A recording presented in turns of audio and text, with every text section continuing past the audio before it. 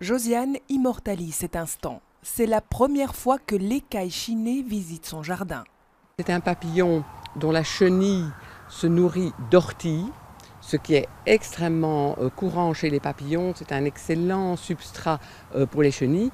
De la chenille donc se nourrit d'orties, mais une fois qu'il a fait sa mue et qu'il est papillon, il adore les fleurs deux patoires. Alors j'insiste beaucoup sur l'importance de ce type de fleurs dans le jardin, qui est une espèce tout à fait indigène, prise comme une mauvaise herbe que les gens arrachent, mais qui est un véritable régal pour les papillons. Cette Anderlechtoise participe au recensement des papillons organisé par Natagora. Objectif : étudier l'état de la population de ce pollinisateur sauvage. Mais d'après ses premières observations, les papillons tels que le Vulcain ou le Robert le Diable sont beaucoup moins nombreux cette année. Avec la sécheresse, ils n'ont pas trouvé assez de nourriture. De nouvelles espèces font aussi leur apparition.